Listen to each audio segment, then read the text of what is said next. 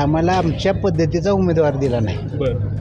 आम्हाला अपेक्षित काय होतं, या 13-14 गावातला उमेदवार द्यावा, योग्य उमेदवार द्यावा. उमेदवार योग्य नाहीत म्हणून आम्ही हा निर्णय घेतला. आमच्या भूमिकेवर आम्ही ठाम होतो की आम्ही किमान वाकरीतला आमच्या गटाचा उमेदवार द्या, आपल्या गटाचा द्या.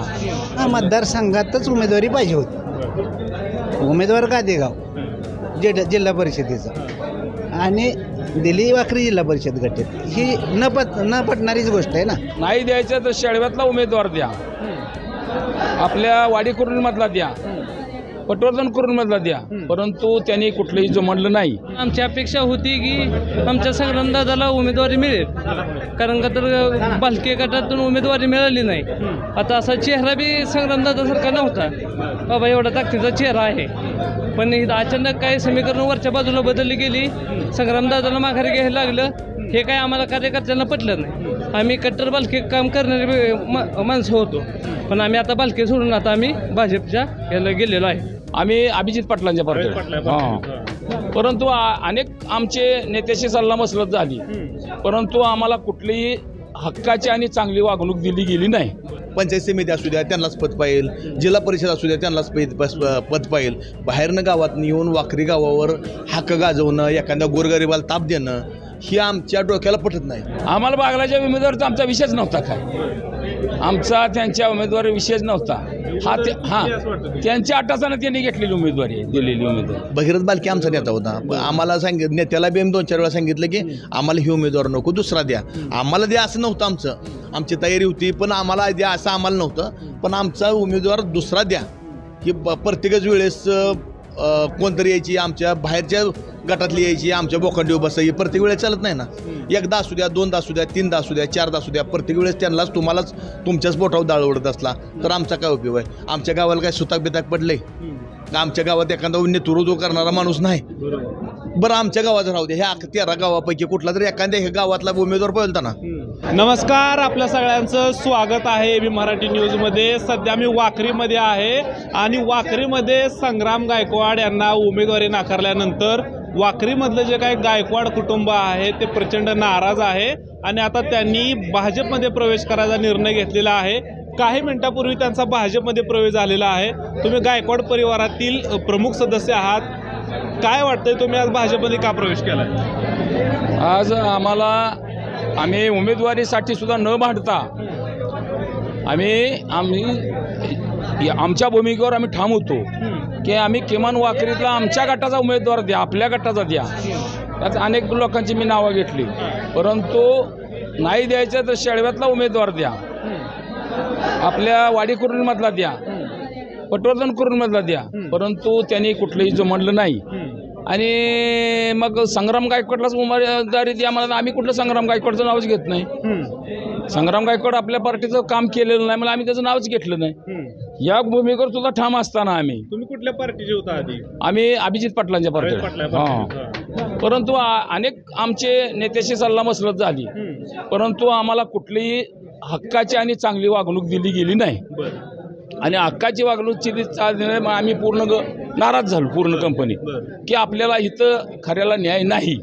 आणि खऱ्याला न्याय नाही म्हणल्यानंतर आम्ही आपलं गप बसलो आणि आम्ही मनाशी खून गाठ बांधली की म्हणलं आपलं काय खऱ्याचा इथं विचार करण्याची परिस्थिती नाही आहे.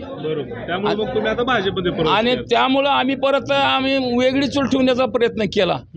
आणि वेगळी चूल म्हणण्यापेक्षा आम्ही कोणालाच काय न बोलता, कोणाला वाईट न काय बोलता, आम्ही आमचा निर्णय, आमच्या पाठीमागच्या लोकांचा निर्णय आणि तरुण पिढीचा निर्णय, या तरुण पिढीच्या निर्णयाशी आम्हाला सहमत होऊन आम्ही हा निर्णय घेतलेला आहे. प्रवेश का केला, कारण काय? तरी प्रवेश करण्याचं कारण काय आहे, आम्हाला आमच्या पद्धतीचा उमेदवार दिला नाही. आम्हाला अपेक्षित काय होतं, या 13-14 गावातला उमेदवार द्यावा, योग्य उमेदवार द्यावा. उमेदवार योग्य नाहीत म्हणून आम्ही हा निर्णय घेतला. योग्य उमेदवाराच्या पाठीमागे उभा राहण्यासाठी आम्ही निर्णय घेतला. तुम्ही आधी अभिजित पाटील गटाचे समर्थक आहे, कार्यकर्ते? आम्ही समर्थक इतर गटात होतो, पण आता आम्हाला दिलेले जे उमेदवार आहेत ना ते योग्य नाहीत आमच्या हिशोबाने. काय योग्य नाही? योग्य नसण्याचं कारण त्यांचा इतिहास आहे ना. एकाच घरात 30-30 पदं, हे नको आहे. एक संचालक तेच पुन्हा जिल्हा परिषद सदस्य ती मग इतर कार्यकर्त्यांनी संधीच नाही का मिळणार असं नाही, योग्य नाही. नेत्यांनी मी त्या गोष्टीचा विचार केला पाहिजे. प्रत्येक नेत्यांनी भाजपमध्ये असू द्या, राष्ट्रवादी असू द्या, काँग्रेस असू द्या, सगळ्या नेत्यांनी पहिलं कसं होतं, सत्ता ही एक ठिकाणी केंद्रित असायची. पण आता प्रत्येक घरात असं वाटतं की माझ्या घरात पण सत्ता असावी, मला पण एखादं पद असावं, प्रत्येकाला असं वाटतं. त्यामुळं प्रत्येक नेत्यांना या गोष्टीची जाणीव व्हायला पाहिजे की बाबा प्रत्येकाला सत्ता ही विभागून दिली पाहिजे. आता हे मतदारसंघात तुमच्या उमेदवार देणं अपेक्षित होतं तुम्हाला? मतदारसंघातच उमेदवारी पाहिजे होती. उमेदवार गादेगाव जिल्हा परिषदेचा आणि दिली वाखरी जिल्हा परिषद गटात, ही न पटणारीच गोष्ट आहे ना. तुम्ही सांगितलं नाही का नेत्याला तुमच्या? ना नेत्यांना कसं आहे, नेत्यांना जरी सांगितलं तर त्या सांगण्याचा नेत्यांना फरकच पडलेला नाही ना. आता साधारण काय ठरवले तुम्ही सगळ्यांनी मिळून म्हणण्यापेक्षा आम्हाला जरी इच्छा नसली तरी आमच्या पाठीमागचे जे कार्यकर्ते होते त्या कार्यकर्त्यांच्या इच्छेखातर आम्हाला भाजपमध्ये प्रवेश करावा लागला.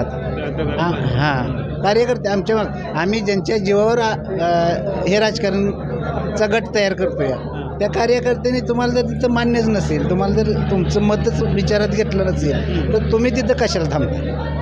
मग कार्यकर्त्यांच्या रेटेपोटे हा निर्णय घेतला आम्ही.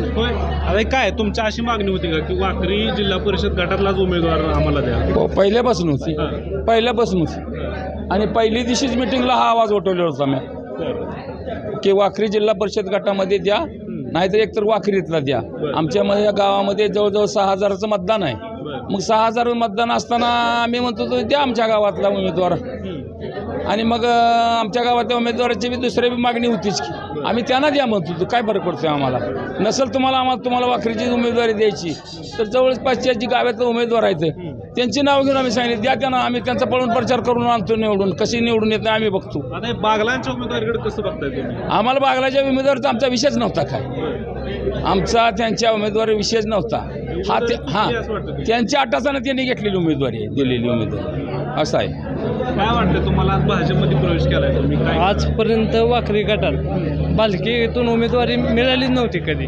वाखरी हे 6,000चं गाव आहे मतदानाचं. त्यानंतर आमची अपेक्षा होती की आमच्या संग्रामदादाला उमेदवारी मिळेल, कारण का तर बालकी गटातून उमेदवारी मिळाली नाही. आता असा चेहरा बी संग्रामदादासारखा नव्हता बाबा, एवढा ताकदीचा चेहरा आहे. पण अचानक काही समीकरण वरच्या बाजूला बदलली गेली, संग्रामदादाला माघारी घ्यायला लागलं. हे काय आम्हाला कार्यकर्त्यांना पटलं नाही. आम्ही कट्टर बालके काम करणारे माणसं होतो, पण आम्ही आता बालके सोडून आता आम्ही भाजपच्या याला गेलेलो आहे. साधारण तुमची भूमिका काय आज भाजपमध्ये प्रवेश केला? आम्हाला 13 गावापैकी कुठला तर उमेदवार पाहिजे होता. आम्हाला उमेदवार सुशिक्षित पाहिजे होता. दुसरी गोष्ट काय आहे, प्रत्येक वेळेस असा उमेदवार जी आम्हाला त्या पार्टीत होता त्या पार्टीत उमेदवार इतकं सुशिक्षित नाही. परत दुसरी गोष्ट काय आहे, त्यांच्या घराण्याचं काय चालू आहे, प्रत्येक वेळेस दुसऱ्या आमच्या गावात मतदान नको आणि पहिल्यांदा पंचायत समिती असू द्या त्यांनाच पद पाहिजे, जिल्हा परिषद असू द्या त्यांनाच पद पाहिजे.